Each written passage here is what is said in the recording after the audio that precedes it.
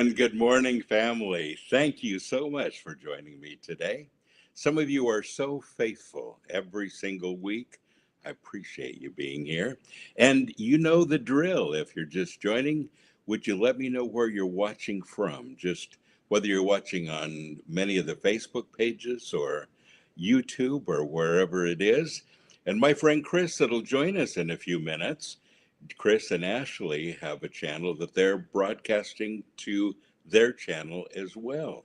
So this is a very special New Year's Day as I'm about to tell my story that I haven't told yet. And I'm excited to share it with you. And I'm excited to challenge you with it as well. And, I've been involved with pioneering Christian rock and roll, Christian metal, for many decades, over 50 years now, 53 years, I think it has been. And, um, and as a father in the movement, I feel the responsibility to share some things with you. And I feel like there are some things that I haven't shared yet. I've been a little hesitant to share because I know they're controversial. I'm not a stranger to controversy, but I try not to invite it. so, um, but this is one of those days when I'm about to be controversial. I'm about to be extremely transparent, and we're going to have a great show. Speaking of great shows, we've got some great ones coming up in the future. Uh, January is jam packed with the best guests and the best shows, and you won't want to miss even one of them. John, let's put that panel up, and I'd like to show people who we have coming up. January 8th, we've got the Hero from Sweden. Love these guys. Spent a lot of time with them. Been to the guitar player's house. I stayed there for a while, many years ago, but I've known them for probably 25 years at least. And great band. They'll be here with us. Peter Stenlin from Laudamus and from Sanctuary in Sweden will be here with us too. The legendary Rob Rock will be here January 15th, and excited to have him on the show to see what he's up to these days.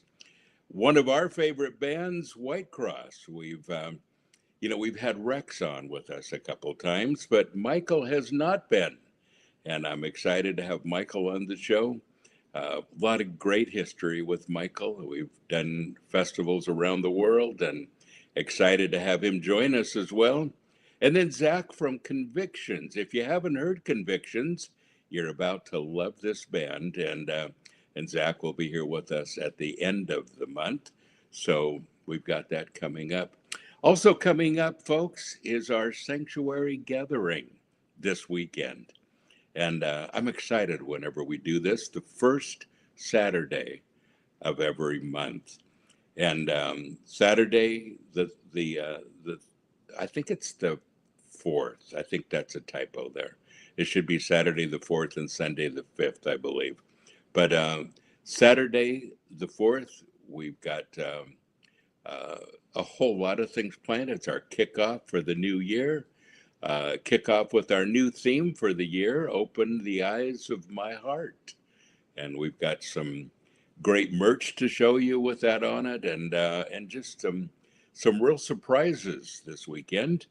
And then Sunday, as every Sunday morning at 10:30, you can see the picture there. That's our Socratic discussion that we have in the mornings, and great time together. Teach, meet, eat, pray. Acts 2:4, and that's why we call it 242 at the storehouse. So love to have you join us there as well. So I'm excited to get to this show, folks, and I'm excited to share my heart and my experiences with you. I want to be very transparent. Chris, my good friend Chris, and his lovely wife Ashley are here with us as well, and they're going to share from their hearts. We've all gone through some huge transformations, and you've watched it. Can I say that today marks year number 14 in my daily podcasts? Been doing it for 14 years. It was called Pastor Bob Daly at the beginning, and I changed the name because people thought my last name was Daly. Yeah, I know. So 6 years ago, we decided to call it Pastor Bob's Coffee Break. But it's been 14 years now that I've done that one. It's been almost 50 years in broadcasting. Started out with my syndicated radio show and have really just gone from there.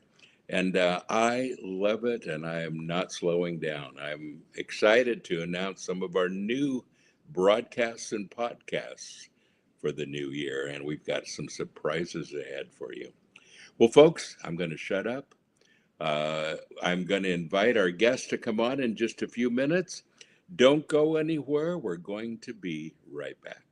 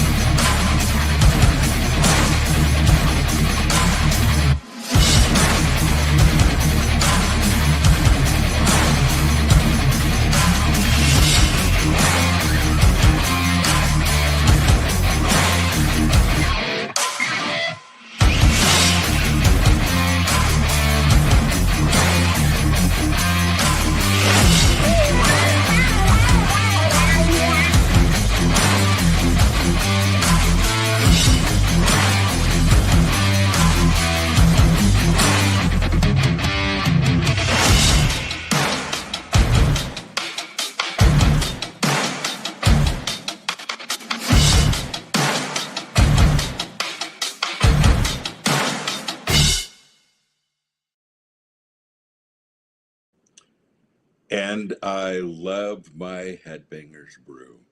And folks, here is a 5 pound bag. I know, 5 pounds. And we're selling a lot of these, people that want to get the big one. And of course, also everything's available in K-cups, in regular bags, all of that. Great, great stuff. And we've got the best coffee around. Well, I'm excited again for our weekend, and please join us this weekend if you're in the Nashville area, or if you'd like to be, take a little road trip. And again, on Saturday, this Saturday, Open the Eyes of My Heart is our theme.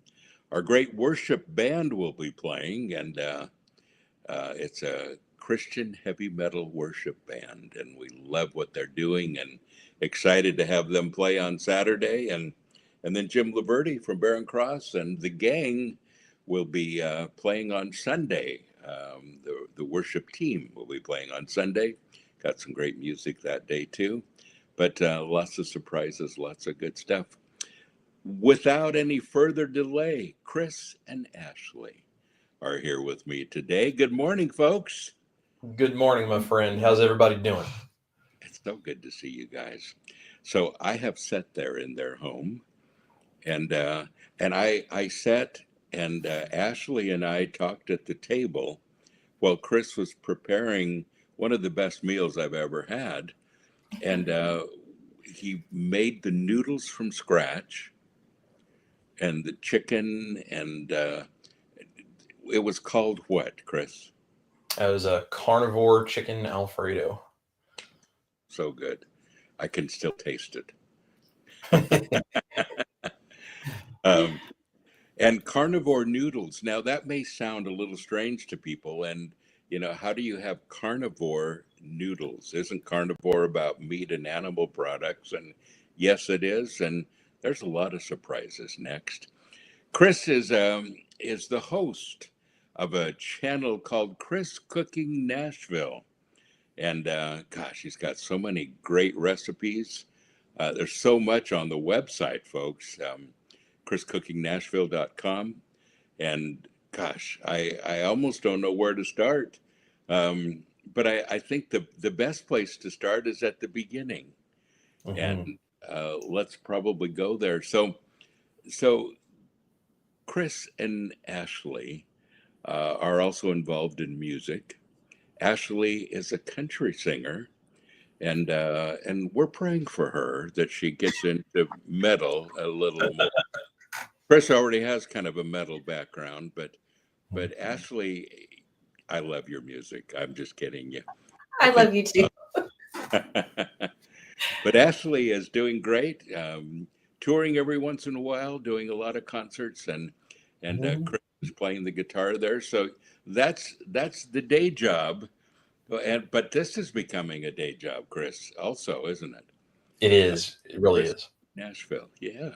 Mhm. Well, um, again, let's start at the very beginning, and I'd like to set the stage, you guys, with kind of where we're at as a nation, and I think internationally. We have been lied to. We've been fed the wrong information. Fed is the definitive word. Um, the biggest addiction, at least in the United States right now, is not drugs. It's not alcohol. It's not sex. It's not all the things that we think of when we think of addiction. The biggest addiction that you may be facing today, too, is food, not by chance, by design. And we want to talk about that today.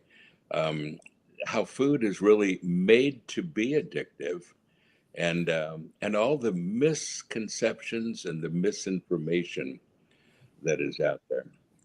So, Chris and Ashley, if you'll indulge me for a minute, I'd like to kind of tell my story, and then I'd love for you guys to tell yours, because I Yes. think there's we can give you all kinds of information, but as they say, the proof is in the carnivore pudding.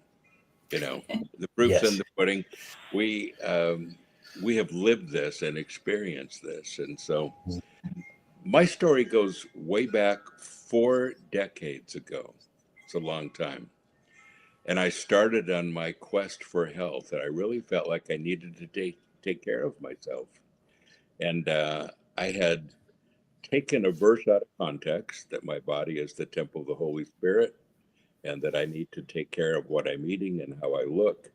That scripture really isn't talking about that, but I think the principles probably apply. But so I started a quest, and I started with vegetarian diet, and then soon went to vegan. And those of you that have known me for decades, and half of my staff have been with me for decades, they know that I was a very strict vegan. Every once in a while, I'd have to go off of it just a little bit as I was traveling internationally, because it's not always easy to find food, and sometimes you got to eat what people give you. But most of the time, I'd say 95% of the time at least, I was on a vegan diet for the last 4 decades, and it didn't work for me. Now I know that's going to be a surprise to a lot of people, but I kept getting sicker. I kept gaining weight. I kept feeling more and more run down. And every time I'd put on a few pounds, every time I'd start to have another bout with whatever illness it might be, I got even stricter with it. And I was so strict with it, not really understanding what was going on. There's a before and after picture. I'm not putting up a lot of before pictures because the internet is full of them. And it's a little embarrassing as you look back over all of my podcasts. And the last 14 years, you can see me gaining weight more and more all the time. But it was really frustrating. I really believed it. I studied it. I studied herbology. I taught herbology at Los Angeles Chiropractic College many years ago. I worked at a clinic in nutrition for a while as I was doing sanctuary. When we started sanctuary, I had some of the original sanctuary classes in our clinic, and so this is not a new thing for me. And I felt like I was very well informed, read all the books, did all the so-called studies, and kept getting sick. And I ended up in the hospital, not just with one thing, but many. I ended up going to the hospital because just to be very blunt, I couldn't urinate. I couldn't, I was just stuck and I couldn't go any farther. And I was not feeling great about medical profession and pharmaceutical profession and all of that. And it's the last place I wanted to go, but I realized I was really in trouble. So I got in there and they started doing a lot of tests, and then they ordered more tests and more tests. And pretty soon they were admitting me, and um, they inserted a catheter that I wore for 3 months. I had diabetes that was through the roof. It was almost off the charts. And one of the nurses said, I've never seen anybody with diabetes that's high. I was vegan, by the way. It was from fruit. So, diabetes, cancer. My prostate was so enlarged and had taken on some cancer as well. And it just almost happened overnight. It was something that I didn't expect. And all of a sudden the symptoms were there. And, uh, and as they checked even further, my bladder was full of bladder stones. Um, I had crippling arthritis. I stopped playing the piano several years ago because I just couldn't play anymore. These days I'm playing all the time. Um, I had a sleep disorder, really a lot of trouble sleeping, severe lack of energy. If I didn't get something done first thing in the morning, it wasn't getting it done. Energy to take me through the day. And obesity, I just kept gaining weight. And so I ended up in the hospital with all of it. And they said, well, we're going to need to do some work. The first thing that we've got to do is see if we can't bring the prostate down, but we need to go in and remove bladder stones right away. That's dangerous. So they did that surgery first. We spent the next 3 months trying to get the prostate down. Um, I wore a catheter during that time because urination was impossible, and it wouldn't budge. It was a big problem, so I had to have the prostate removed. And and then after they removed the prostate, there was still cancer. There was cancer around that area. And but as I was sitting in the hospital, it occurred to me that if the vegan lifestyle, if veganism really was the answer, and it honestly worked, it should have worked for me because I was really strict with it. And I had to realize for the first time that possibly I was on the wrong track. And that was a huge thing for me because, can I just say, and I'm going to step out on this one, but I really feel like for a lot of people, veganism is a cult. It's really a cult. It's you get into it and you look for ways of inserting the information into a conversation, that you're a vegan, that this is, and everybody else should be too. And but here I was in the hospital, and I really expected that my time was short. And before I ended up in the hospital, there were so many problems that I started to prepare some of my staff to take over because I really felt like my time was getting short. Now, I'm not young, I'm 72 today, but I feel like I have 50 years left. I wish. But I feel like I've got some good time left. But I didn't feel that way at the beginning. I felt like I was, just getting sicker and I was probably going to need to prepare everybody for my demise. So, um, but I began studying in the hospital, and I began with a book that I would highly recommend to you called Good Calories, Bad Calories, a book by Gary Taub that really had some case studies I had never seen. And I realized that, there it is on Amazon, but I realized that there weren't very many double blind scientific studies on veganism, but there were tons of them on the other side. People that believed in, well, what we now call a keto diet or a ketovore diet or a carnivore diet. And I think it's gone by different names as people have tried different variations of it, the Mediterranean diet or the Atkins diet or whatever. And I think people have kind of gotten it right and then gone to another fad and another diet. But I started studying this book, and man, I started understanding that there were a whole lot of things that I was being told that had never been proven. Now, as I was there, a woman came in, and it was her job to teach me about diabetes, what I should be eating. She was there to train me how to take my insulin. I had to go on 2 insulin shots a day, and they started me on them right away because my count was so high. And she was at least 300 pounds, very unhealthy. And I looked at her and I thought, whatever she has to say, I don't believe it. You know, it's kind of like physician heal thyself. It's there are too many obese doctors and medical profession people that are very unhealthy, that are dying of all the same things: heart attacks, strokes, hardening of the arteries, diabetes. The list goes on, all nutritional problems. So I laid in the hospital. I listened to what she had to say. I listened to her give me a rundown of things I shouldn't eat. She said, "You can't eat salt.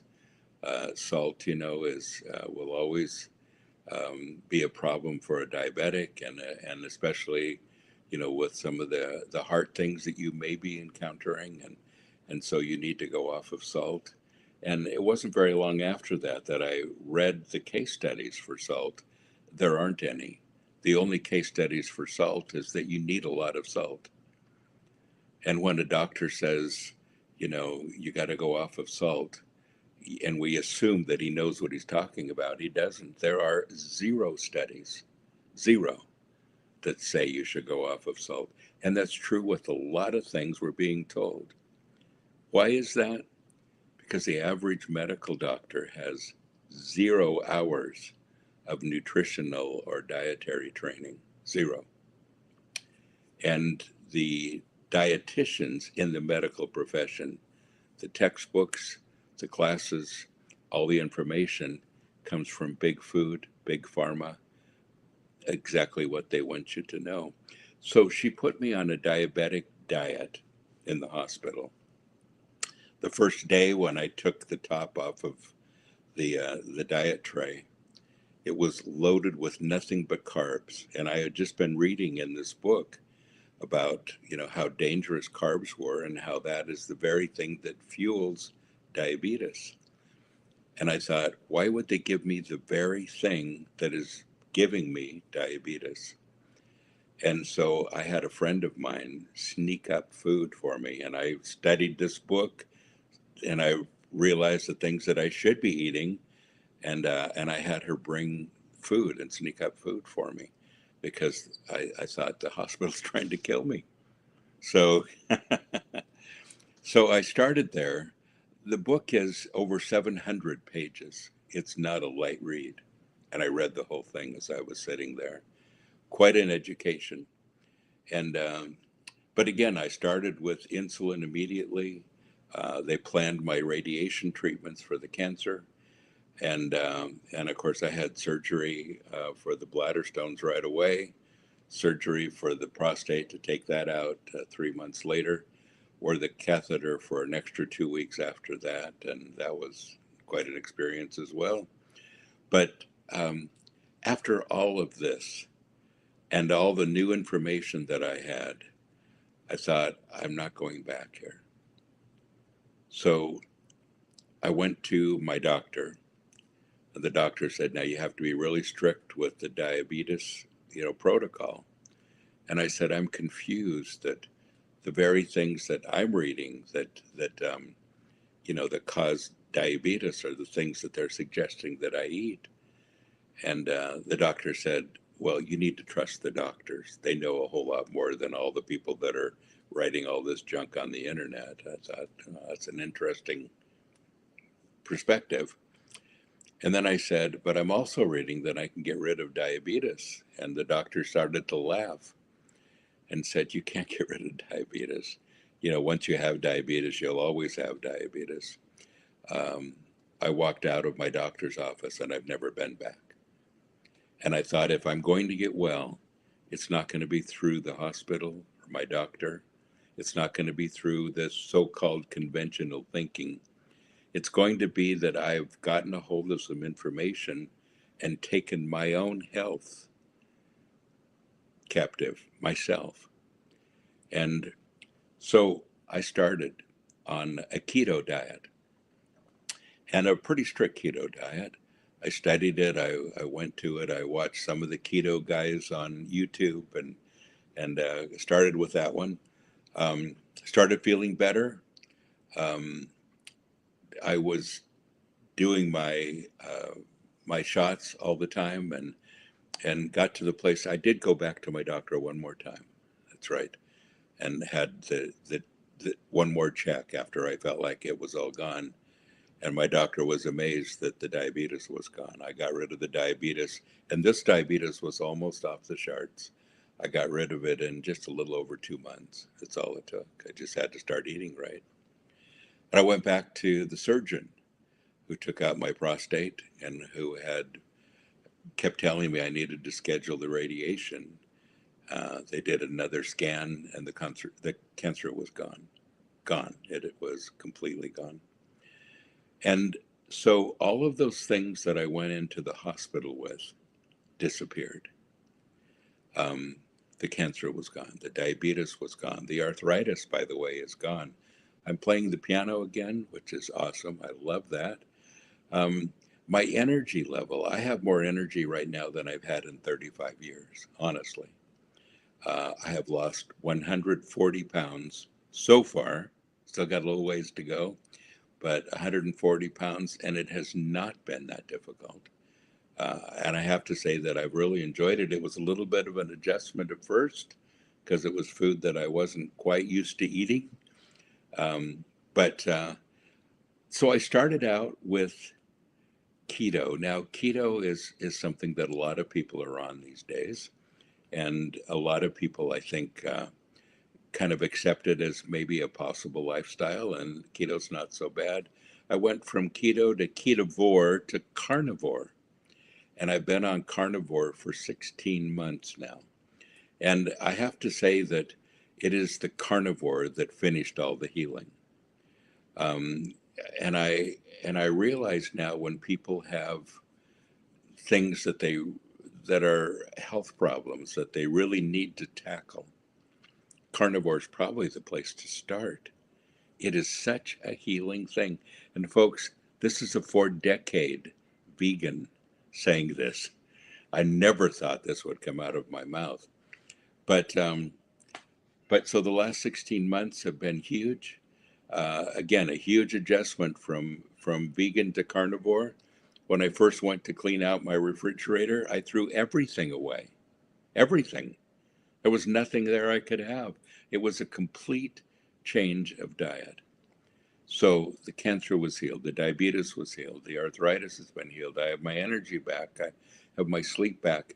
I I had gotten to the point where the tips of my fingers, my toes, and one of my legs had gone numb.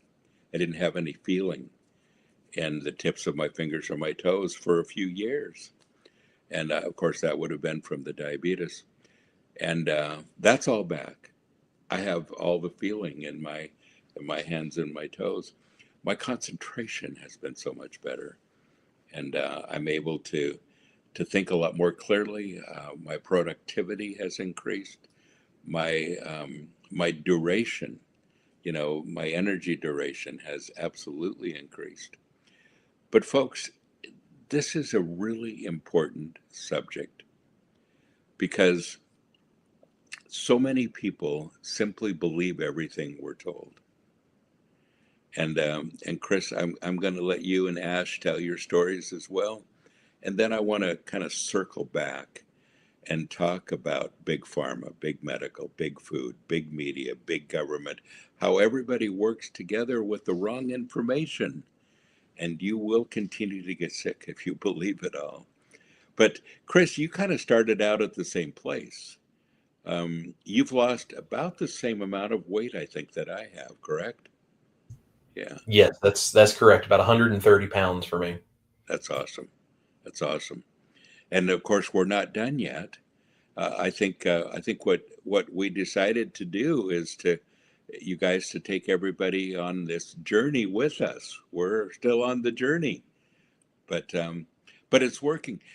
So, Chris and Ashley, and these guys I love. I love what they're doing. They're a great Christian couple. They love the Lord and they love people. And this has been a labor of love for both of you, I know, and which is awesome. Chris, why don't you begin and tell us a little bit about your journey? You 130 pounds ago, what what made you decide to go this route?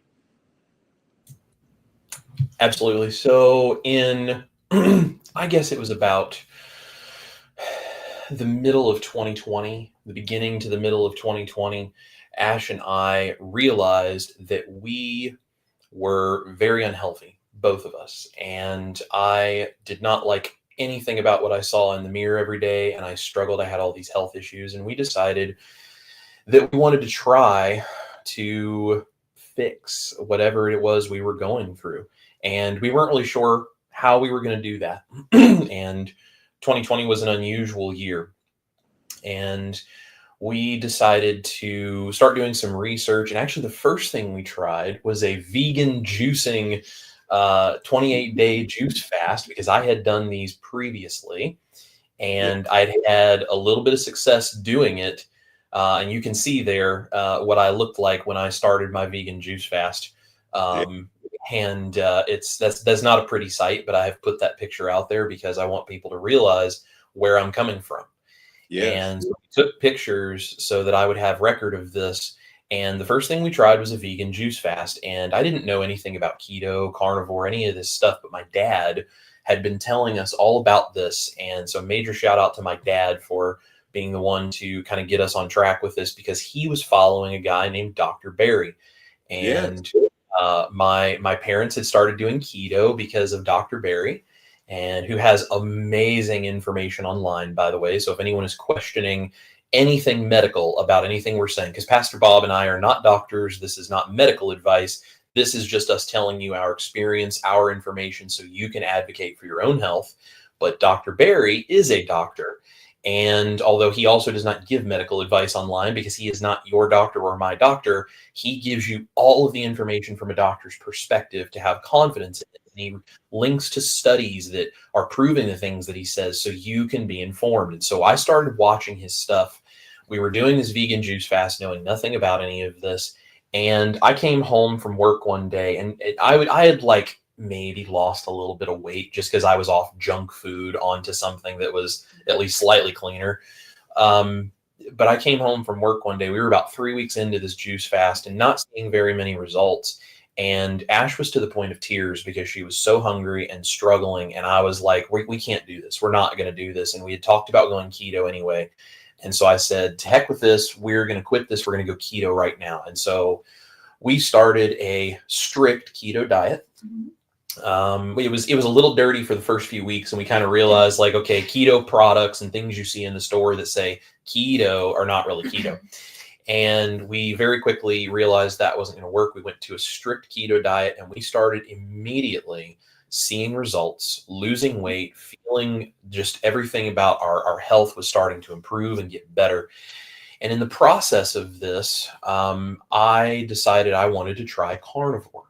And so I went carnivore, she stayed keto, and basically I would make 3 portions of whatever the meat was. She would have veggies with 1 portion, and I would eat a double portion of meat, or I would do meat and eggs. And so all of the pictures you guys are seeing, this is me smiling.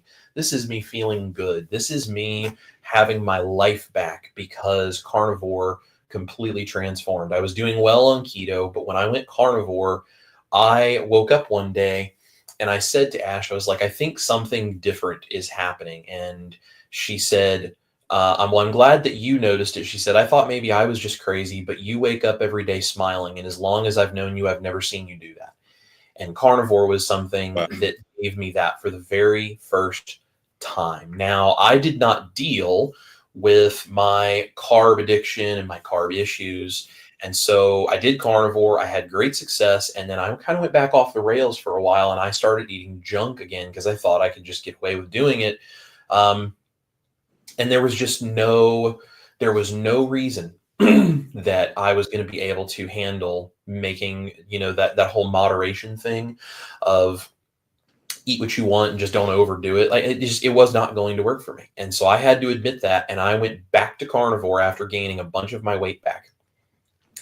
And I told Ash, if I'm going to do this, I need an accountability amongst a community of people. And I said, not only that, if I'm struggling with this, I know there's other people that are struggling because I know what it's like to be so overweight and struggling. I was basically, I probably at some point was 400 pounds, but in those pictures that you guys are seeing of me with my shirt off and the red shorts, those pictures, I am 385/390, something like that. I'm almost 400 pounds. And you can see in those pictures, my face, I'm miserable because everything hurt.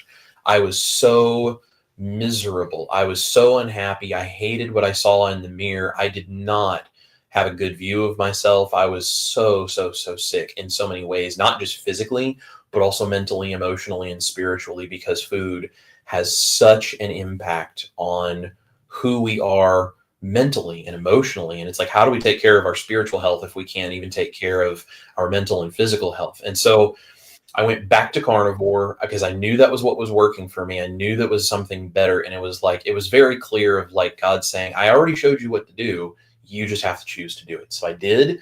And I started my YouTube channel to try to inspire other people that I knew were struggling the same way that I was. And I started my channel. I started showing people, weekly health vlogs. You can go and you can see I did a 365 days carnivore, no cheat meals, no additional stuff added, like just carnivore, 365 days. I did a weekly health vlog where I was weighing in all the time. And I did some recipes along the way. And so I wanted to show people this, try to inspire. And if I could even inspire one person, this will be worth it to me. And so I started doing that.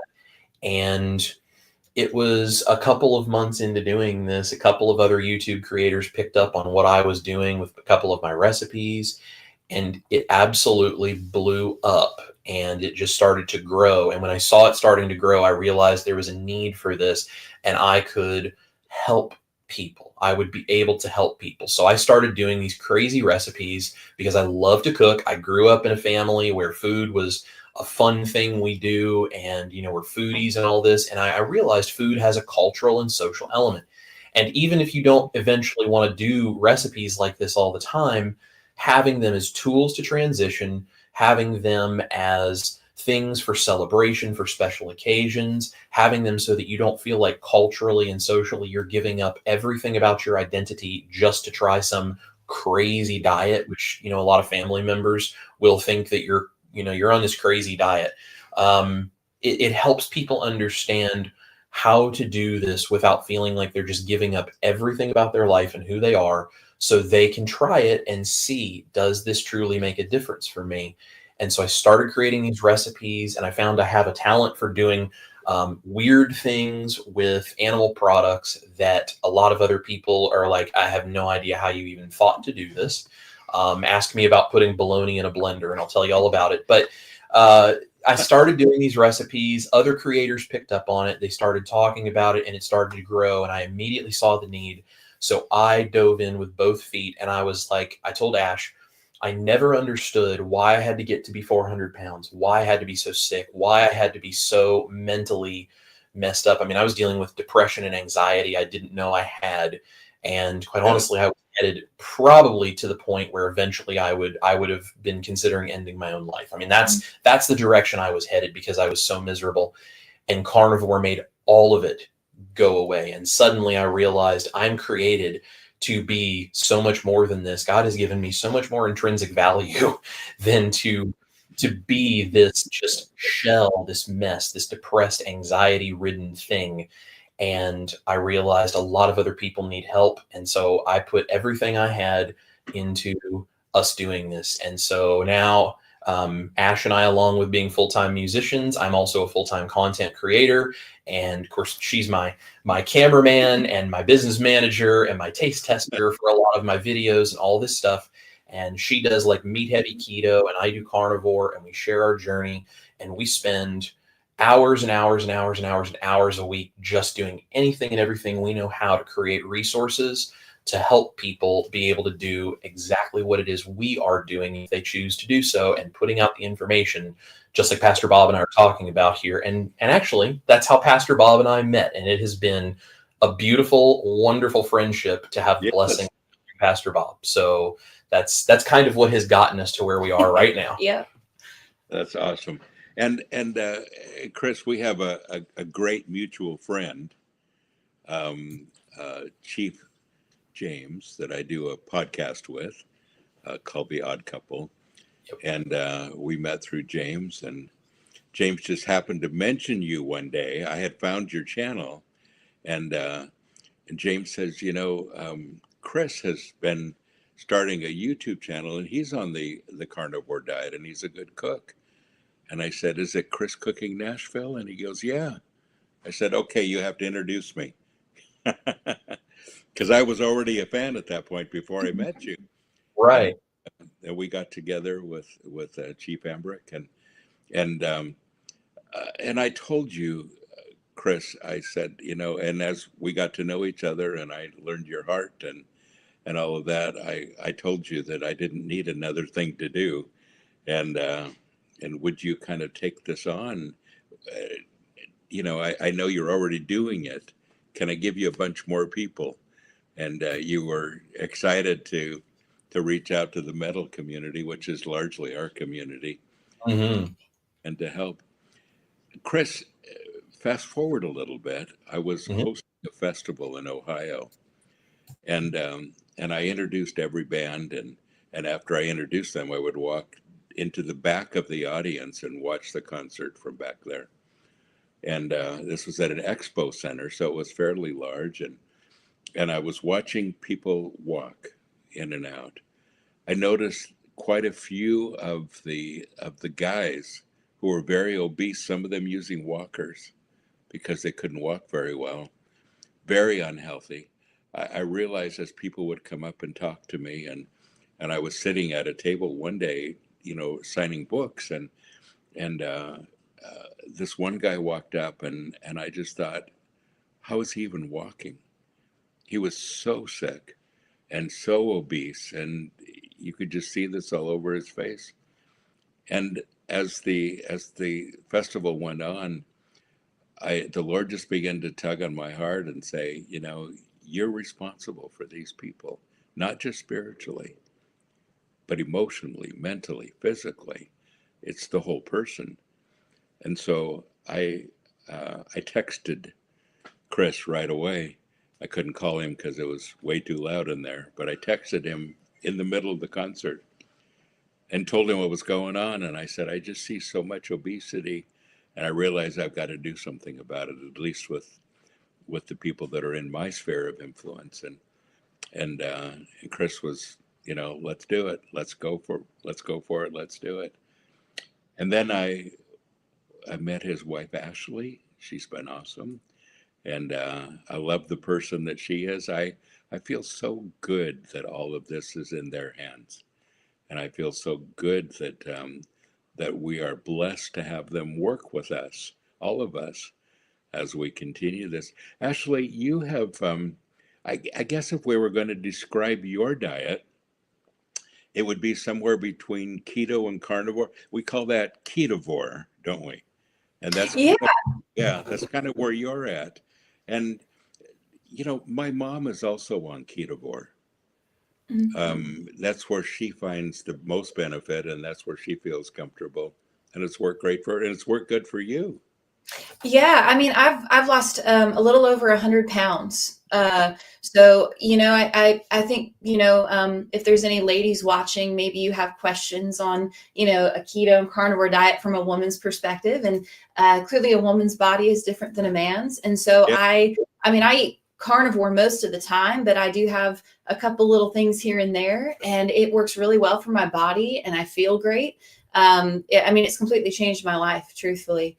And so I'm just passionate about, sharing that info like we've been talking about with other people, because I gained a lot of weight in a very short amount of time. I gained a little over 100 pounds in 3 years.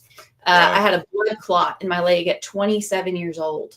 And so when I went to keto, I mean, so many different things, just started to change. And I gave up drinking alcohol, and I, started, the more meat I ate, just the better I felt. So it was like more meat, less veggie. But yeah, that's kind of what I would say. Ketovore is probably a good explanation, but just kind of what works for you. So, and Ashley, I'm sure that has really translated into your stage performance as well. Yeah. Oh, definitely. The inflammation in my body has gone down to where I can play guitar not only better, faster, more accurately, being able to move your hands up and down. I have more energy on stage. I mean, that's for sure. I think I write better songs because my mind's a lot sharper. It's not always just about the scale and weight loss. And it doesn't matter if you're a musician or what, but I can mentally keep up with so many things now that I could not before. I don't experience brain fog and fatigue. But yeah, I also can sing a lot higher than I used to. Really? I think because all the inflammation in my body has gone down to where it's like there's really nothing holding you back. So I actually sing higher than I ever have. So I mean, there's so many health benefits to that, and it can sometimes being on the road. Chris and I have lots of tips and tricks for people that travel, where it's like, hey, if you want to eat, ketovore, carnivore, while you're on the road, it's very actually doable. And we found ways around that. But yeah, it's for me, it's not even a diet. For me, I think at this point, it's a lifestyle. Not to mention, I also used to have anxiety and depression, much like Chris did. And all that's been gone, since I've changed my diet and taken stuff out of there. And to be honest, I grew up in California. And to me, the idea of you eating red meat was a bad idea. I thought that was crazy. So when Chris came to me, and he was like, it was a month before our wedding. And he goes, hey, we were doing keto. And he said, I want to do carnivore. And he's like, I think I could, that's when he started. He's like, I could lose a little extra weight. I'd look good in the wedding pictures. And so to me, the idea sounded crazy. So I'm like, so wait, you just eat meat? And he's like, yeah. And like he said, 2 weeks into it, a totally different human being. I mean, completely different. And so I think carnivore has just really changed the life. And like you said, I was raised to think a certain way, but watching it affect him and myself and our friends and family, and now hearing your incredible story, I mean, that's a lot of evidence and proof that, like, wow, this really works. Yeah. Yes. Yeah.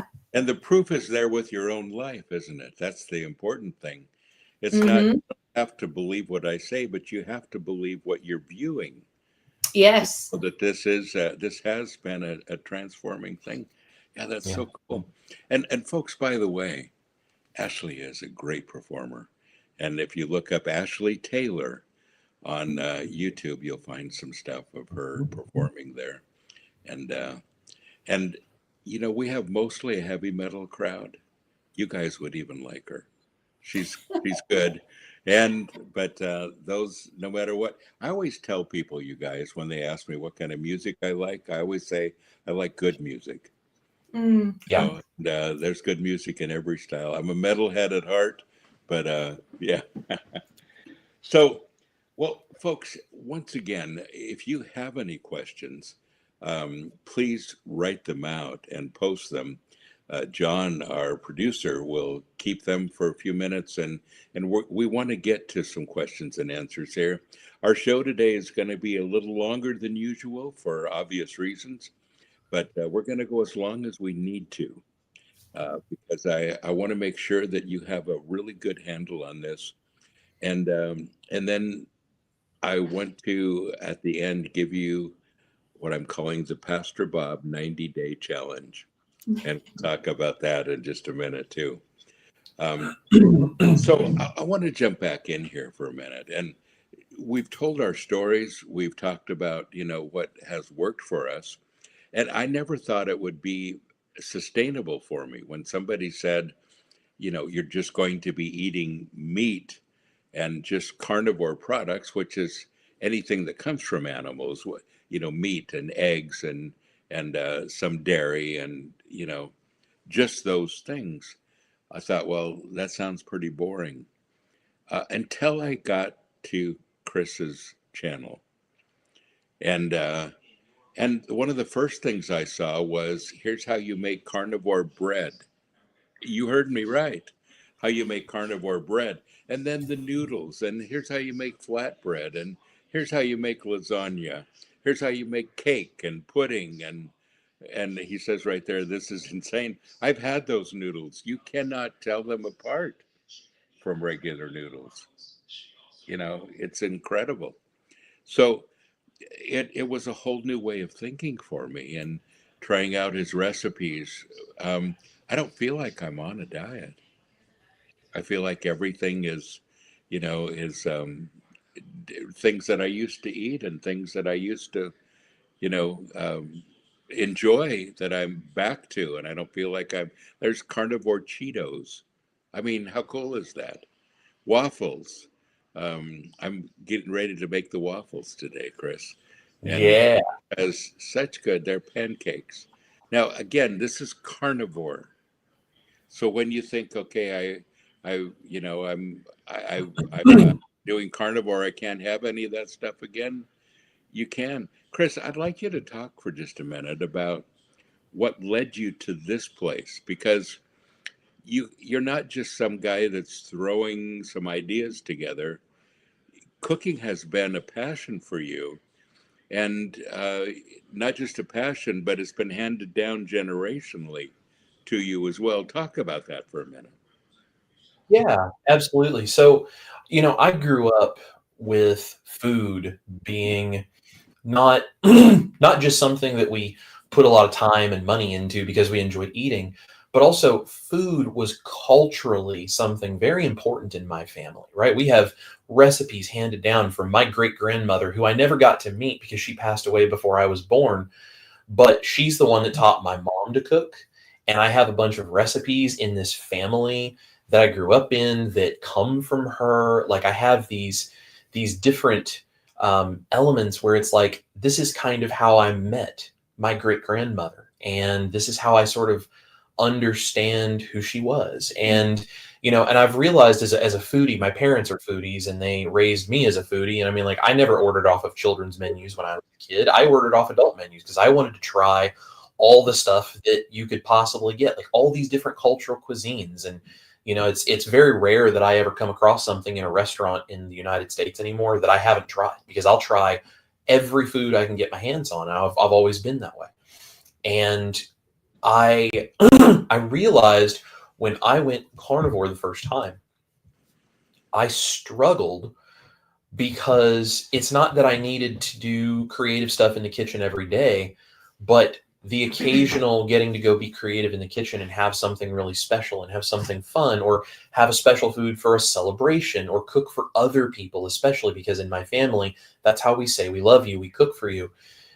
Because I wasn't able to do that anymore, a huge part of who I am just was kind of gone. Mm. And, right or wrong that we use food that way, the reality is we do as human beings. And part of what makes us human compared to animals around us is that we have the intellectual ability to have culture and social elements to things like food. Like we use food for celebration.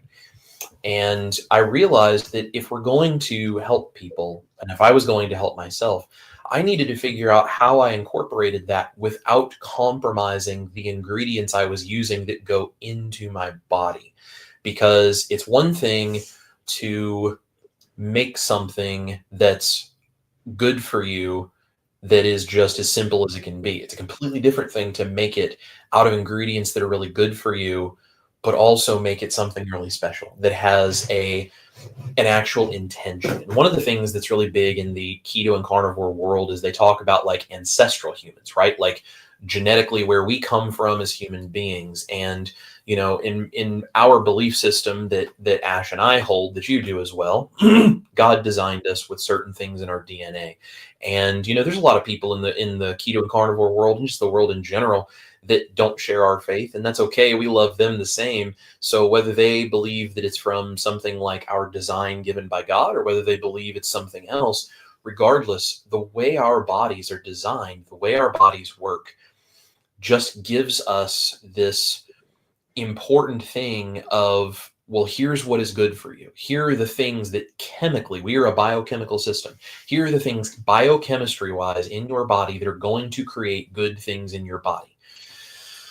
That's fantastic. But on a completely separate note, we also have culture that has developed over thousands and thousands of years of the human race that is just built into our mental capacity as human beings. Like we understand the world around us in so many ways that we are trained to understand from the moment we are born. And one of those is the cultural and social implications of our food. There is a doctor named Dr. Robert Saives who is really popular in the keto world. He's known as the carb addiction doc on YouTube. And he talks about how to deal with carbohydrate addiction. And one of the things he says about addiction, and you'll hear this from people who work with addiction recovery. Ash's mom, actually, my mother-in-law, works in addiction recovery with first responders. And one of the things you'll hear in the world of addiction recovery is if you take something away, Dr. Robert Saives is the first person I've heard say this, if you take something away that's an addiction and you don't replace it with a better habit, you have left an empty hole in who you are and in your identity. And it is very difficult to not want to fill that with some other bad habit or just relapse and return to your bad habit. So if I'm trying to kick an addiction and I'm trying to change my life, if I pull things out that are not good for me, sitting and eating $30 worth of Taco Bell by myself and drinking 2 large sodas, or, binging on the things I used to binge on. I mean, I was a binge eater, bad, right? Yeah. And I mean, like things that I used to eat are just embarrassing now for me to think about. But I didn't understand the science of why I was doing that. And so I would do all of that. Well, if I pull all of that out of my life, which I needed to, but I don't replace it with something better, well, now I just feel empty. I just don't know what to do because I was relying on that as part of who I am.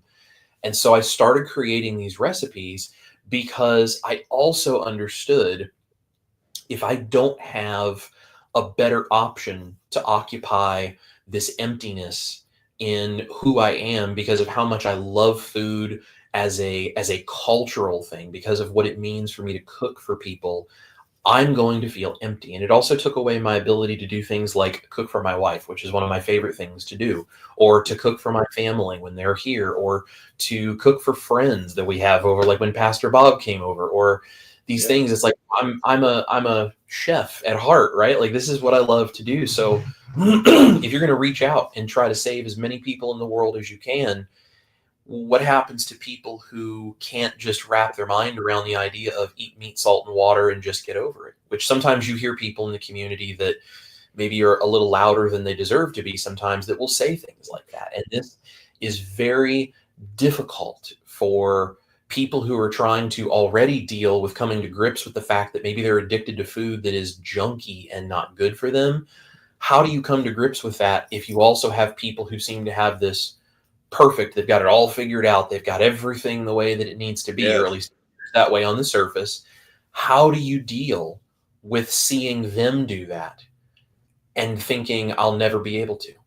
Like, what do you do when you feel the despair of, I don't think I can do this, and so the thing that would save my life is beyond my reach? Like, that's leaving so many just populations of people out there with no hope. And that's not what I'm here for. I'm here to give hope to everyone and to Yes. give everyone a tool, whatever that might be, as many tools as I can, so that they can do this and they feel confident that they can do this. And so I started making these recipes, not because I think you need them every day. I don't eat recipes like this on a daily basis. I eat them, a couple of times a week, usually, because I'm creating recipe videos. Most of the time I'm eating very simply. It's like beef patties, eggs, maybe a little cheese here and there, because I don't try to overdo the dairy when I'm not making a recipe.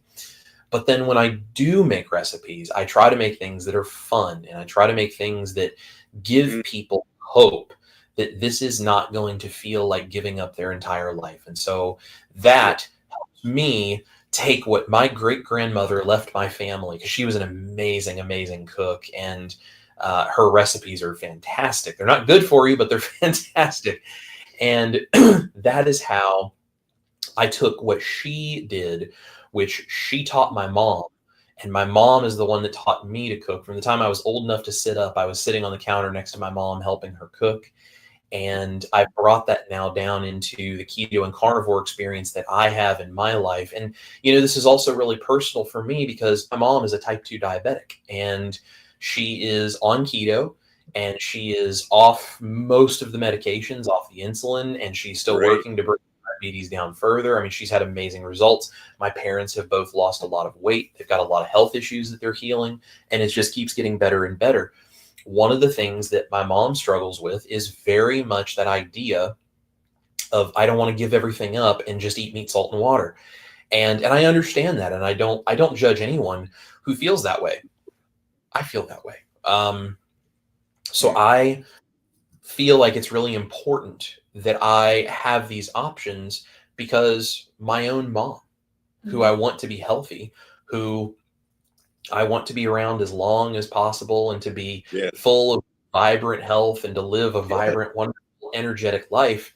She struggles with the idea of eat meat, salt, and water, and whatever. And it's like, so I'm not going to sit back and say, well, you just need to get over it and you just need to figure this out. No, I'm not going to do that, because I don't want her to struggle with something and end up having a shorter or more Yes.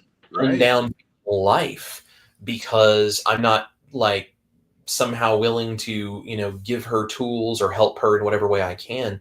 And so I create these recipes. And as a result of me doing these carnivore recipes, she's switched over from a lot of keto recipes that she used to use to some of my carnivore recipes. And her carb count just keeps doing this a little at a time, down and down and down. And so do her diabetes numbers. And it's, Yes. it's like, it's a journey and it's a process. And so Yeah, I'm it doing is. this to create these tools for people, because the ideal of where we want to get, maybe that's meat, salt, and water. Maybe it's not. I don't know. I'm not a doctor, and I'm certainly not God, so I can't tell you where it's supposed to end up. But I can say that doing these things and going on this journey and improving your health piece by piece is the key. And so I don't judge anyone for wanting the recipes, using the recipes, needing the recipes, whatever it is they're experiencing. I just create Yes. tools and put them out there and try to encourage people and give them hope, And because I didn't have hope at one point, and now I do. yes, and that's the bottom line. Chris, that's what I love about your channel. And we've got some great things to announce, folks. Don't go anywhere, because we've got some great things to announce towards the end of our broadcast today. Some tools for you personally, free of charge, that are going to change your life. And so I want to get to that, but I want to talk a little bit about the problem. I guess we'd call it the elephant in the room. And the elephant in the room is actually about five elephants. It's big pharma, big medical, big food, big media, big government. And if you don't think they're working together, then you haven't been paying attention. And if you don't think that this system has been designed and rigged to hook you and to make you addicted, then you're also not watching. You know, I heard somebody say the other day that our healthcare system is broken, and I don't agree. I believe our healthcare system is rigged. It's not broken, it's rigged. This is on purpose. And it's been captured by people who want to make money. We saw that during COVID, people that want to make money. And oh, my goodness, the kickbacks and all the people that make money, even the insurance companies making money off of the medical profession, and everybody's in each other's pockets. And it isn't for your benefit. It's to make some people very wealthy. And folks, without going to into political and socioeconomic rants, let me just say that we have been lied to, and it's up to you to find the truth. And the truth is out there. I found it. You can too. Again, if you really want to know the case studies, not all of you will go there, but some of you need to say, okay, what does science have to say? I really recommend this book by Gary Taub to begin with. It's it's a case study book, good calories, bad calories, and then I think it's just opening our eyes and understanding the system. Now, in the medical profession, the two big money makers are, first of all, the cash cows, so to speak. The first one is cancer. The second one is diabetes. And when you give money to all of these cancer societies trying to find a cure for cancer, it just makes me angry because I think we have cures for cancer. I believe we do. And again, I'm not a doctor in that sense, and I'm not saying this. I'm only saying this for me and for a lot of people that I know that have the same experience that I do. And diabetes, when somebody says you'll never get rid of your diabetes, it took me 2 months to get rid of the diabetes that was through the roof. And again, those are cash cows. And do you honestly believe they want to find a cure? When thousands of people's income and huge conglomerate, entities are making so much money on it, do you honestly believe they want a cure? Folks, we've got to rethink so many things. And I'm excited as we move ahead in 2025 to make America healthy again. I am excited to expose what's going on as he begins to show the kickbacks and all these companies, how they're all working together against you, not for you, and why America has become the sickest nation in the world. We're ranked in the 70s of healthy nations. Why we have children becoming diabetics when, 50, 75 years ago, diabetes was really not even heard of. Why we have people dying of heart attacks when heart attacks didn't even exist. Yeah. Why so much? Why are so many children born now with autism? We never had autism before. What are the problems here that are causing all of this? And folks, these are not things you can just say, well, things just happen. They don't just happen. They happen by design. And again, our healthcare system is not broken, it's rigged, and it's been captured, and you've been lied to. The good news is that you can do something about it. And I think that is the great news. Chris, that's why I like what you and Ash are doing so much. And Chris's site really helps me on a daily basis. I watch his podcasts. I learn how to cook from, he shows step by step, and he dumbs it down for people like me. Um, and I remember one time, I kept thinking, wow, when I cut things, sometimes I come just dangerously close to chopping off my fingers. And so as he's cutting something, he goes, now, if you curl your fingers like this and then cut, you won't. And I'm thinking, how did you know I needed to know that? That's the kind of things that he does. So even for somebody who's not a culinary expert like me, can do it. But all the recipes are also on the website, and all of these things that you can really use besides, step by step showing you how to Hmm. do some things. Chris, we want to announce a few things. We've got some questions that we want to address too. And again, we're not medical doctors, but we can speak from experience, which um, Absolutely. which is a big deal. So let's take some of your questions, folks. If you have some, and if you haven't written them down yet, why don't you just take a moment to write some things down? Hmm. Um, we'd love to try to answer anything that we can. Can you go to the butcher and ask for beef fat to make tallow? That's a great question, Chris. Yeah, yeah, absolutely. So if you can find a good butcher in your area that will do that for you, that's a fantastic way to do that. And honestly, a lot of times butchers have a bunch of beef fat nobody wants and they'll throw it away. And so sometimes you get very blessed to find a butcher that'll just give you bags of it for free. So it depends. But one of the things that I also do if you can't find that is if you buy beef with the fat already on it, which you want to do because you want to get all of that in your diet if you're doing keto and carnivore.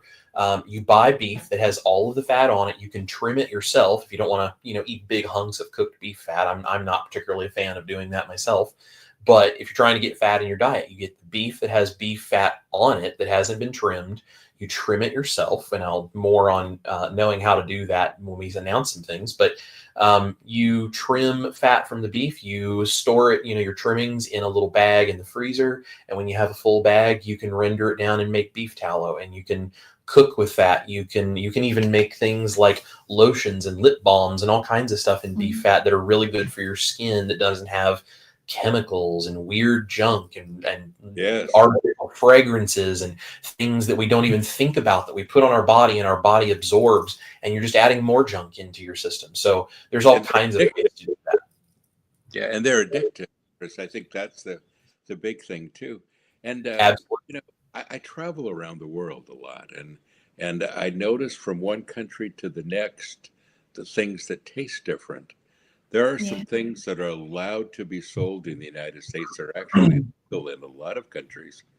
But one of the places that they always take me to, especially in England and in a couple other countries, is to McDonald's to eat. Mm, Mm. And but I noticed that, and I don't eat French fries usually, but sometimes you can't get away with it. But the French fries taste different. The hamburgers taste different. Everything is a different taste because all of the chemicals they're putting in the food here in the United States is not in the food there.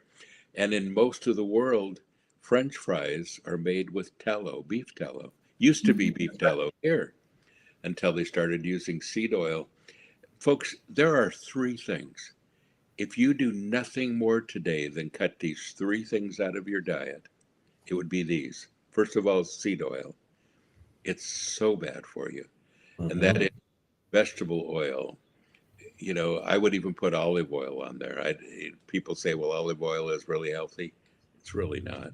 mhm, Well, whatever kind of oil you find in a jar, please don't use it. Use bacon grease, use tallow, use ghee, use butter. Those are all natural things. So, seed oil. The second thing to eliminate, and this is probably number one, is carbs, is especially sugar. Now, there are people that say, well, I don't really eat sugar. I eat a really good diet of fruits and vegetables and grains and, all this stuff. And then they begin to tell me all the sugar they eat. And we don't realize that it's sugar. There are even people that go on a keto diet and continue to eat honey. And honey is one of the worst sugars. It's pure sugar. Um, Fruit. I had diabetes from fruit. I want you to hear this. From fruit. I was also juicing. And I lost my my feeling in the ends of my fingers on a carrot juice fast. I was going through 20 pounds of carrots at a time, juicing and eating almost nothing but that, because I was following a diet that people had given to not only lose weight but to really induce health, and it destroyed me. And that was carrots, which is very high in carbs, like corn and some other vegetables too. And so carbs, I don't want to say sugar, I want to say carbs, because anything that turns into sugar and is stored as glycogen or glycose in your system is going to be a problem. Your body's going to treat it like sugar. It is sugar. So sugar, seed oils, and grains. That's the one you didn't want to hear, but grains. Folks, this is such a big one. The GMO today is huge. We don't have original grains. We don't have what they used to have. And the grain, I say industry, but farmers, and my family are farmers. We have wheat fields in Montana still, and I don't eat wheat now. But wheat is making people sick. Flour is making people sick.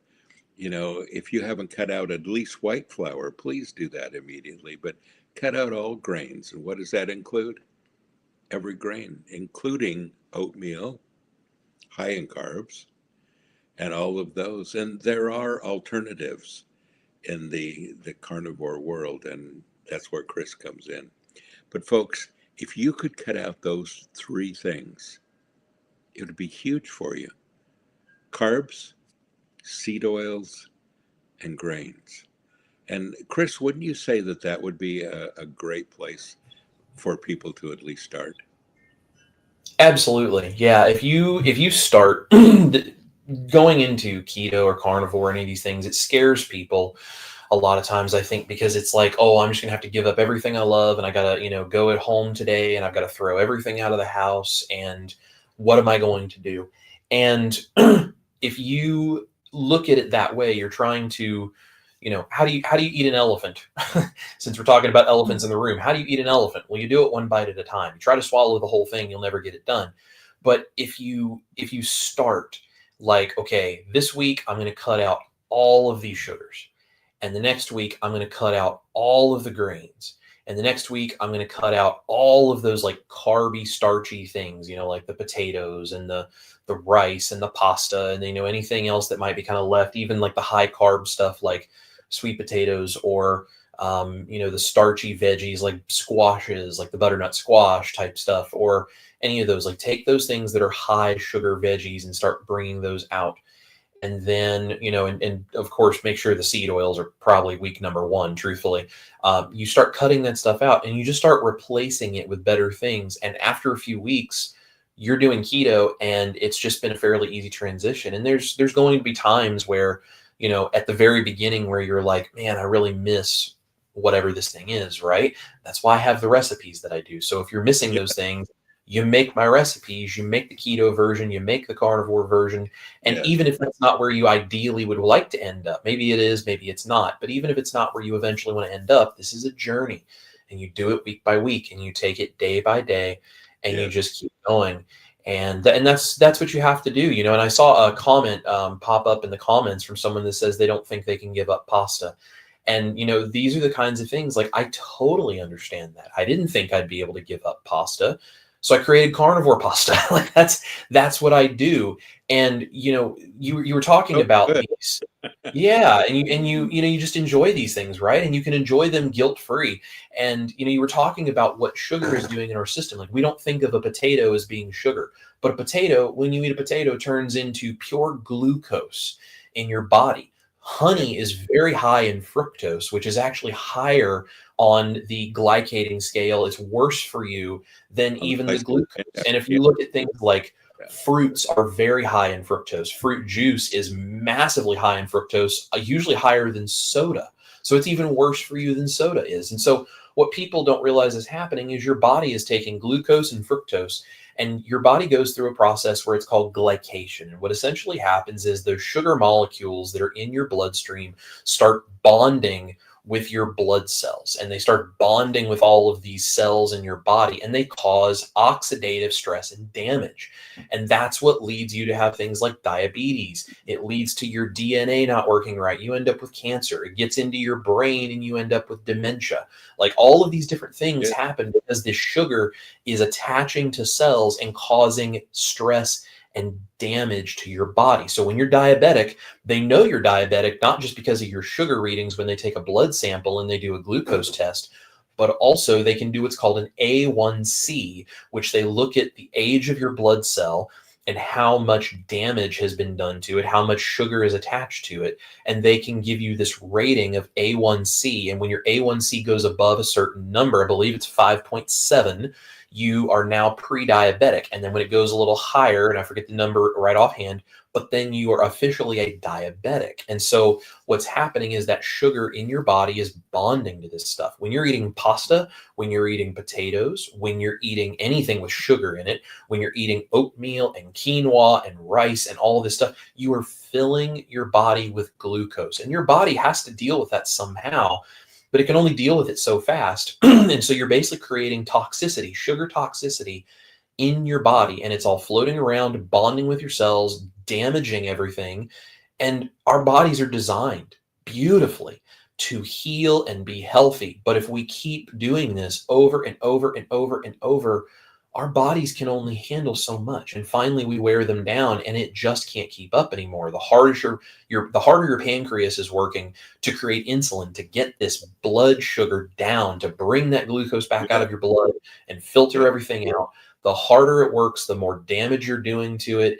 And guess what? We end up with our pancreas not working properly. Our blood sugar's through the roof. We have a high A1C and we're a diabetic, and then it damages our DNA. We end up with cancer. It gets into our brain. We end up with the dementia. There's all these different places in our body where it's just because of the damage. And so I know it seems like crazy up front to people, like I could never give up pasta, and I understand, but you actually can, and you can use my recipes along the way to do it. That's why I do what I do.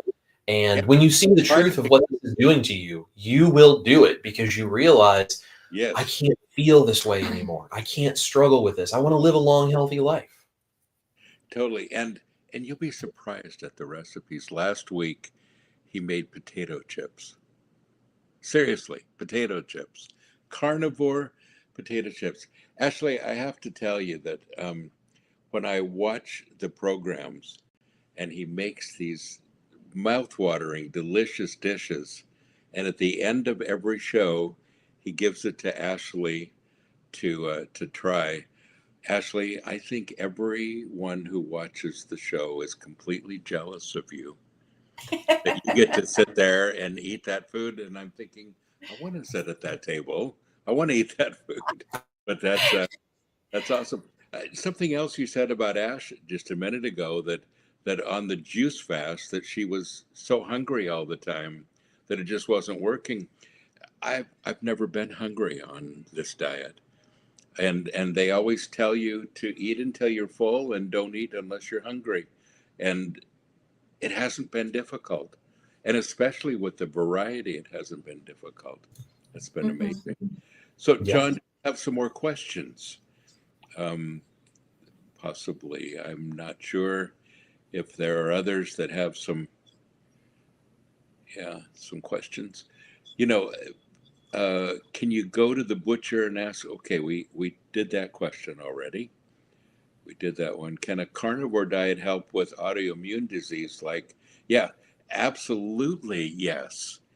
Man, there are so many testimonials on this one, isn't there, Chris?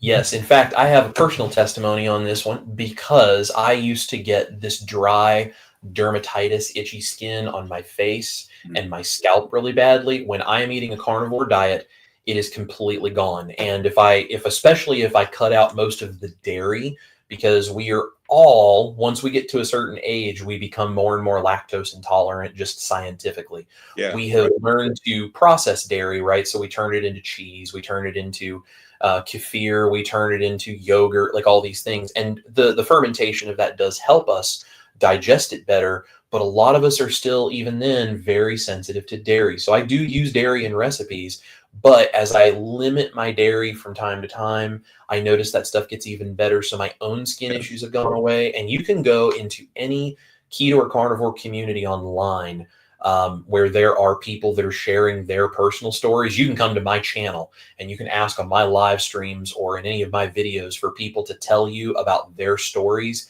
of things like psoriasis and eczema and all these different skin related things, how it has improved. And you will get a plethora. I mean, there are thousands, tens of thousands, even now hundreds of thousands of stories online of people who have healed so many different autoimmune conditions, like the psoriasis, also things like Hashimoto's. Dr. Berry's wife, Nisha, is a registered nurse. She has Hashimoto's, and she is completely off medication for treating that autoimmune condition. And she says, it's something you don't cure. She may eventually need it. But right now, she is managing Hashimoto's with no symptoms, and it's complete with a diet. She does not need any kind of medication. Michaela Peterson is a great example of someone who uses carnivore to heal very, very, very severe autoimmune conditions, to a point where she has severe childhood-induced rheumatoid arthritis. She had joint replacements, like all this stuff, and she eats a very strict carnivore diet to be basically symptom-free. There are thousands upon thousands upon thousands of testimonies online about all varieties of autoimmune issues. Yeah, absolutely. And Renee has a quick question too. Any suggestion on adding more fat on carnivore? I can't eat butter all the time. I think a lot of it is just balancing your food. If you're eating, especially, I always tell people, make sure you eat a little bit of beef every day. Beef is just like the perfect food, and if you can eat beef or any of the animals that have more than one stomach for digestion, you're going to get pure digestion. And what you eat is a whole lot more healthy, and I think the more you're able to do that, the more your fat, your protein, all of that is really going to balance out. But I always recommend eating at least a half a pound of beef a day, and a pound if you can.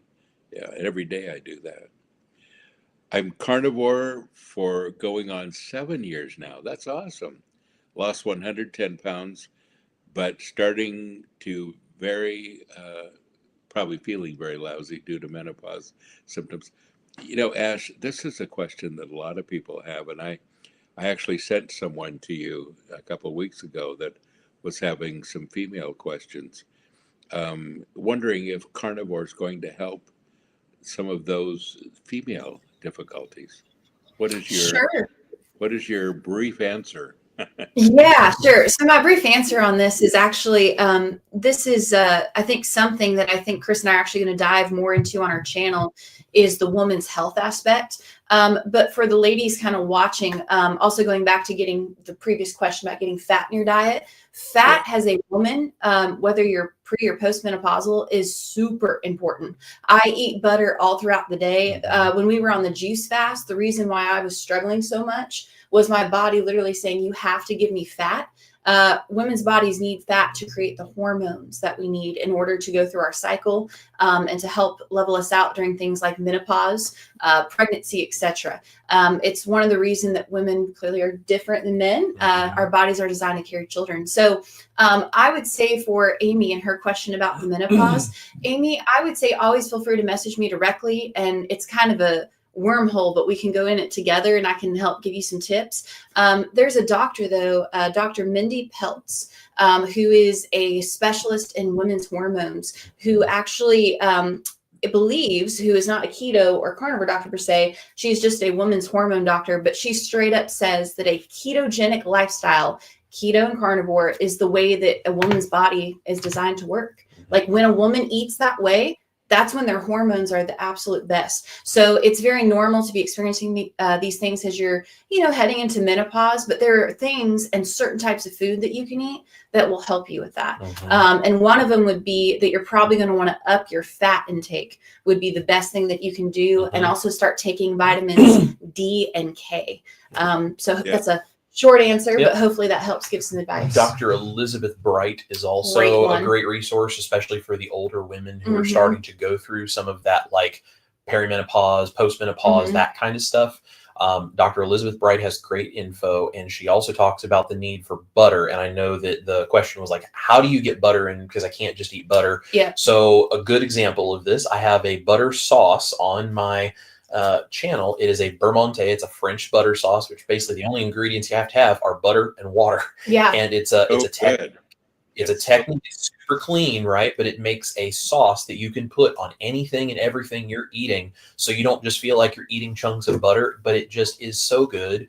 And between that and higher fat meats, like higher fat beef, bacon, things that have lots of animal fat in them, that's a great way to up your fat intake. You can even, like, if you have eggs in the morning, cook your eggs in bacon fat. I mean, it's a great way to get some extra fat. The other thing over top of them. The other thing that I do is, in this cup you've seen me drinking, is my morning coffee. Instead of using cream, I actually put butter in this. So a great way to get some extra fat in your diet, because to me, I just think I'm drinking my morning coffee, but long and behold, right there's a whole bunch of butter. Yep. So. And this is another recipe that we've talked about, just doing a short recipe video of how I make the coffee, because we like iced coffee instead of hot coffee. Yeah. So how do you make a bulletproof coffee, which is made with butter and that kind of thing? It's a popular keto thing, but how do you do it and turn it into an iced coffee so the butter doesn't separate out of it? So that's another video we're going to do. That's awesome. And speaking of dairy, some people tolerate dairy very well, others don't. If you go to the things that are 0 carbs or 1 carb, and you kind of don't go past that in the dairy products, you're probably going to be okay. The least carbs would be at the top of the list would be ghee. Second would be butter. Third would be heavy cream. Yeah. And if you need to add some cream to your coffee, heavy cream would be the thing to add, not half and half. Heavy cream. And most coffee shops, Starbucks, whoever, have heavy cream these days. So, that's an easy thing to do. And then it gets a little murky from there. Depends upon the cheese. But look for 0 carbs in cheese. Soft cheese is usually a little better for you than the hard cheese is, but look for 0 carbs. If you're going to do yogurt, make sure that you look at the carb count and do an unflavored, Greek yogurt, something that's very natural. But all of that is important. And, you guys, the thing that has surprised me the most is how easy it's been. And I don't want to, I guess I don't want to paint a picture that looks like it's a walk in the park, but compared to other things that I've tried over the years and trying so hard to lose weight and all of that, this has been just a no-brainer. I eat when I'm hungry. I don't eat when I'm not. I don't have a desire to eat when I'm not. Somebody gave us some candy for Christmas, and I put it out there, just thinking that we've still got people that eat stuff, so people will eat it, and it doesn't even look tempting. That would have been gone by now, otherwise. And so that has changed, So as of today, I'm down 3 shirt sizes. I'm down 12 pant sizes, and still going. And I'm excited for that. So as you're sitting here, folks, you're saying, this all sounds way too complicated. I don't even know where to start. Where do I begin? And, once this program that we're doing right now is over, how can I ask questions, and how can I be involved in a community that might help? We have just the thing. Chris, you have 2 announcements to make, a guide and a community. Let us know what's going on. Absolutely. So I have a couple of things that when Pastor Bob and I started talking about all of this, he sort of put this out there and was like, listen, this is the kind of stuff that would have been really helpful for me when I was laying there in a hospital bed, to have someone that could just give me this and I could look at this. So one of those things would be an ebook, an introduction into what keto and carnivore is. So on my website, I now have live a free downloadable ebook. And you can go to chriscookingnashville.com/free ebook. And you can go to my website, chriscookingnashville.com. It's right there at the top. You can see the free ebook link. Click that. You just put in your email address so it can verify you're a real human being, and you can download that for free. Where it says credit card, you don't have to put anything in. I'm not going to charge you guys anything for it, and I'm not going to sell your information or do something dumb, because I hate all the spam type stuff that I get from companies. I'm not going to do that to you. So, and Ash and I are the ones that run the website, so you don't have to worry about it. Go download that ebook. That is a intro for someone who knows nothing about keto carnivore, that from the very beginning, here's what it is. Here's the basics of what you need to know. Here's some simple recipes, some basic foods that you're going to want to include. And it's not an exhaustive list, but it's a get you started guide. And there's also some information in there about other experts you can go listen to. There's some resources that are some works cited on some of the medical type studies that are out there, which is where some of this information comes from, just to give you some confidence in knowing that this is not going to just end your life within a week. If you start to do this, you're okay. Always consult with a doctor if you are concerned about that kind of stuff, because again, I'm not a doctor, but this has all of that kind of information in there, but it's in a very condensed and easy to read format. It's about 60 pages. It's an easy read. And I took essentially all of the information that I have spent the last 3 to 4 years collecting from thousands of videos I've watched all over online, plus my own experience, plus all of the things that I'm involved in. And I tried to condense it all down into, here is the basic keto and carnivore 101 that you need to know to jump in. That is there. It is free for you. I would love for you to send the link to anyone else that you think could benefit from it.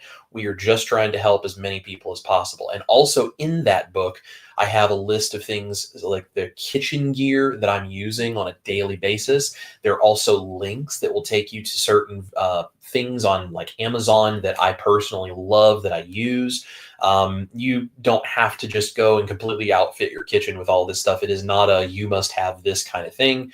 It's just some suggestions, things that might be helpful for you. And if you want to one piece at a time upgrade your kitchen, if you can, afford to do that and kind of get some of these things, it's just tools to make this easy, because the easier you make this for yourself, the easier it is to be successful with it. And that's why I create these tools. So I have that ebook there for you guys, totally free. And it is just please let me give you some information and save you the 3 years of research it took me to feel like I sort of understood what I was doing with this. So that is there for you guys on the website. The other thing that we have created is a private community that you can join. And this is for anyone who feels like they're trying to step into this and they don't know anyone who's doing this. They have no clue how to do this. They want some support. They want real people that are creating content that is the real stories of what it is they're going through. They want to know people who are actually going through this. And it's like $10 a month. It's not much to be involved. Just helps us keep the community paid for, and it helps support the channel so that we can keep creating recipes. But in this community, I already have a bunch of my keto and carnivore community that watch my channel. They are in there. They are starting to help me create this group. I have a couple of other creators that are part of this group. Pastor Bob has become a part of this group and will occasionally, hopefully, be able to pop in from time to time, say hello to people. And so we've created this group, and it is a place for you to go and get the support that it takes to do this. Because when you do this, it is not that keto and carnivore is a hard thing to do. The first few weeks are the hardest, and you get through it. And honestly, you're going to feel amazing, better than you've ever felt. And you start to realize, like, okay, this is a journey, but now I understand why it's so important to take it. Because when you get through some of those first symptoms, which I talk about in the ebook, you get through some of those first symptoms of withdrawing from carbs, because sugar is a drug and our brain responds to it just like it does cocaine. So when you get off of all of the sugar and you get through those first symptoms, which you may or may not experience, but if you do, once you get through those, you get this amazing understanding of what has been happening to your body for so long. And you get a beautiful and clear picture of how God created us to be healthy. You start to see that again.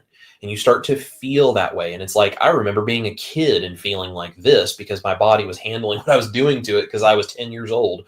And you start to feel that.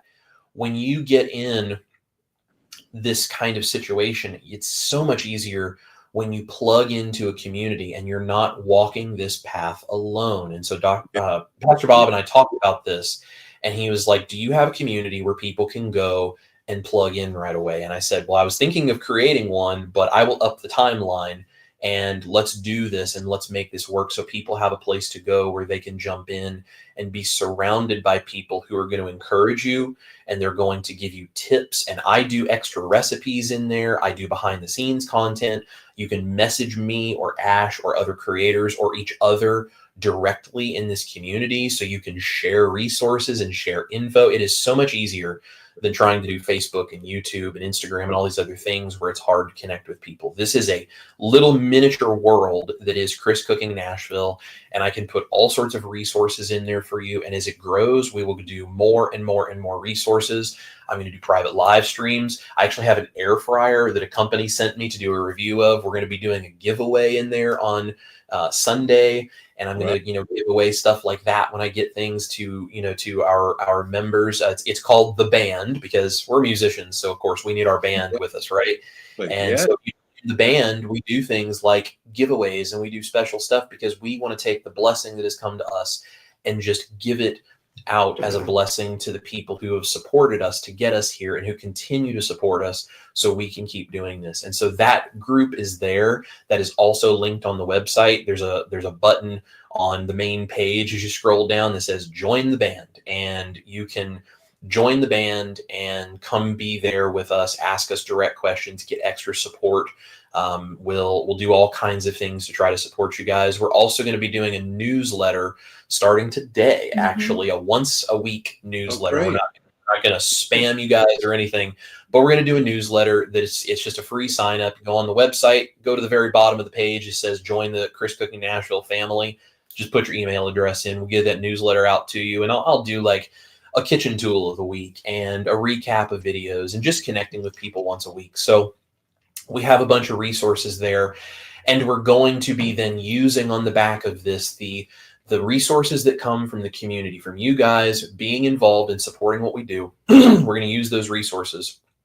We are going to be creating a very inexpensive download for you guys of the cooking crash course. So when Pastor Bob is talking about almost cutting your fingers, like learning how to hold your hand properly to make it safe. How do you take care of your knives? What kitchen gear do you need to use on a daily basis? And how do you care for that?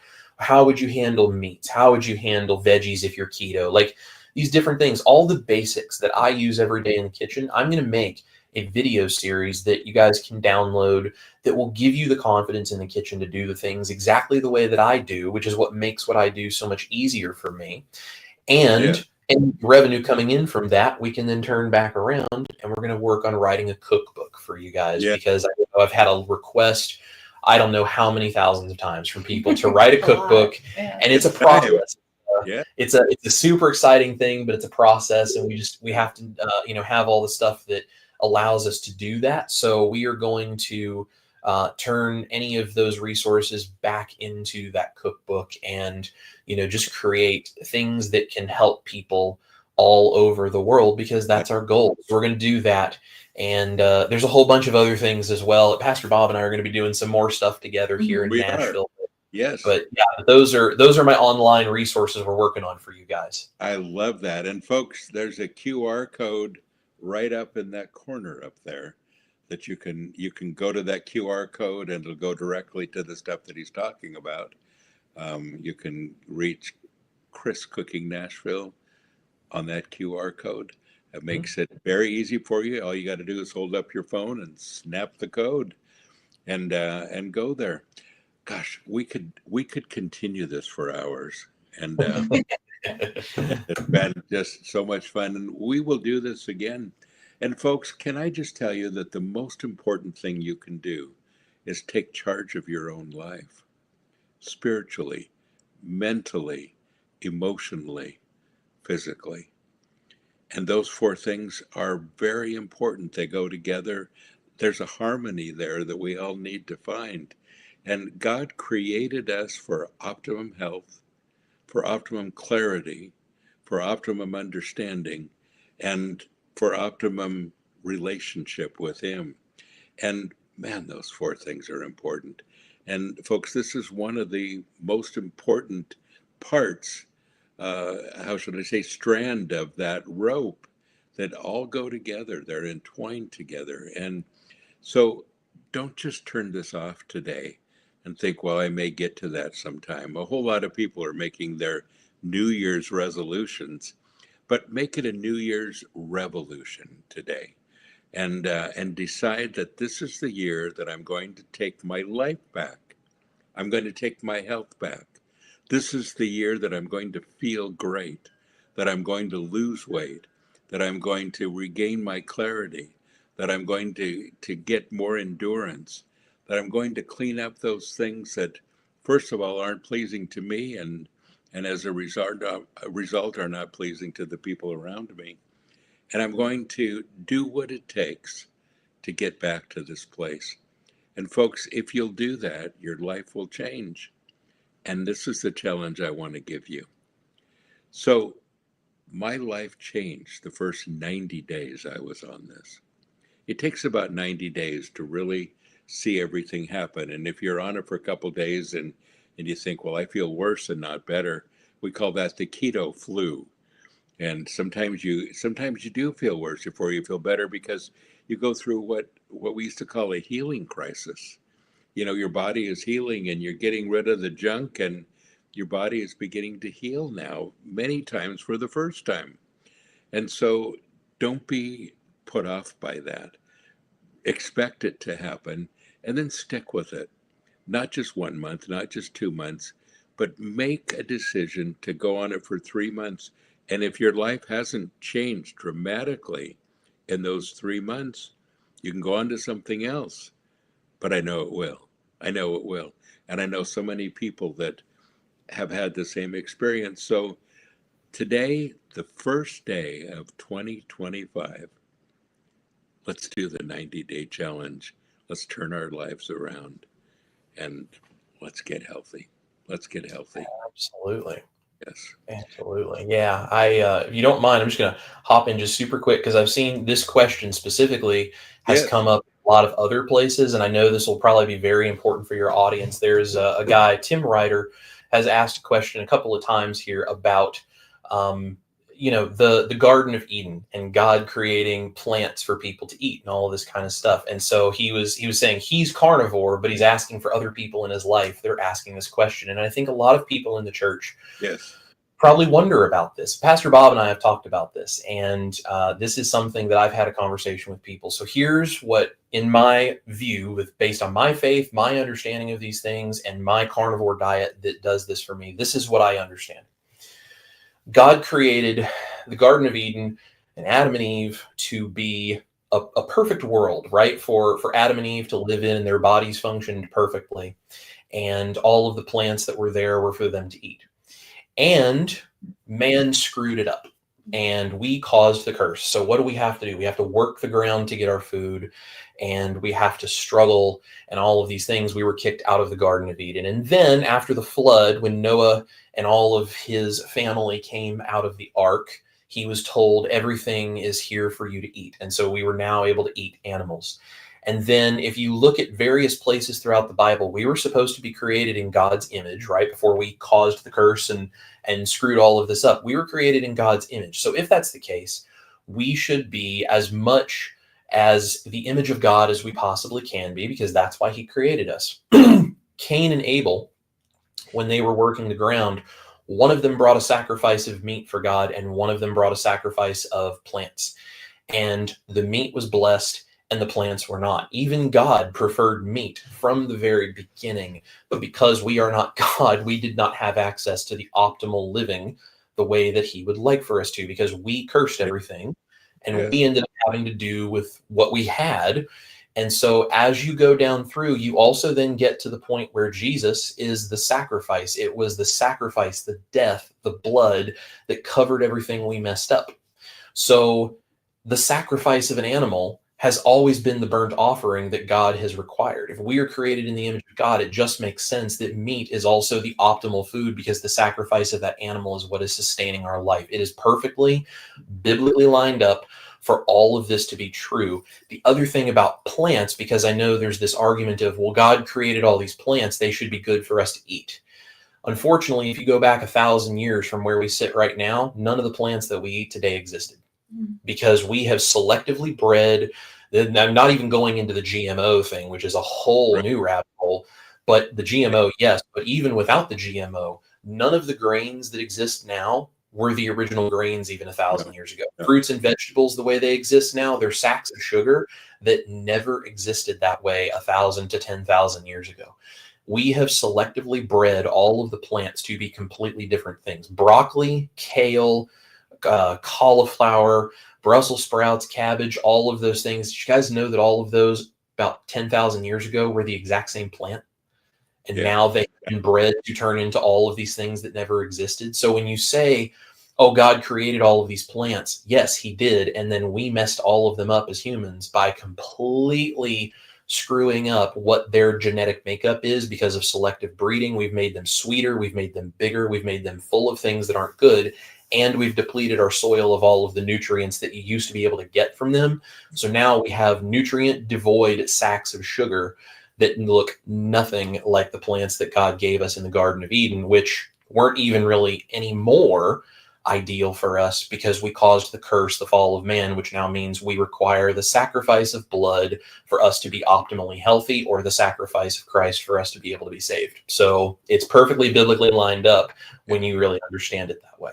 Yeah. And Chris, from a scientific point of view, real quick, the plants that we have today, because they've been genetically modified, the plants themselves have had to survive. And so each plant has built up their own set of toxins to survive. And that's why when you look at all the animals who eat plants, they don't eat every plant. They eat specific plants, the ones that their bodies will tolerate, because most of the plants around them would kill them, and they know which ones they are. And it's not uncommon to find broccoli, for instance, Brussels sprouts, others that have 50 different toxins in them that your body doesn't digest. That when you think, okay, you're getting all this nutrients, science isn't proving that. Science actually is proving just the opposite, that we're not using it as nutrients. That Dr. Chafee online has a very, very good video called "Plants Are Trying to Kill You," and full of just amazing information. And again, I can't believe I'm sitting here saying this. It's not what I used to believe, but folks, it has a whole lot of truth to it. Science backs it up, and I appreciate what Chris had to say there as well. Um, I miss a good salad. I was vegan for a long time, but I would never go back. I don't dislike what I'm doing now. I love it. It's what I look forward to, and I love my health, and that's been the best part. Well, folks, Absolutely. thank you for sticking with us. We've gone a full hour over our usual time, and all of you that have stuck with us to the very end, you're awesome. Thank you for doing that. Chris, you and I have one thing in common. We can both talk. We're That's good at right. it. And so whenever we get together, we know we're going to have to be there a few hours, and that's good. That's That's good. right. We get through a lot of information. ChrisCookingNashville.com is the place to go for recipes, community. It's a 60-page download on the ebook that has all the information you need, food suggestions that you need. There's even recipes in there, how to set up your kitchen, what you need in your pantry. Everything you need to get started is right there. So the QR code is where you need to go. John will put that up again just for a minute. I want to give you one last chance to go to the QR code to go to, well, or chriscookingnashville.com, either one. Go there before you forget.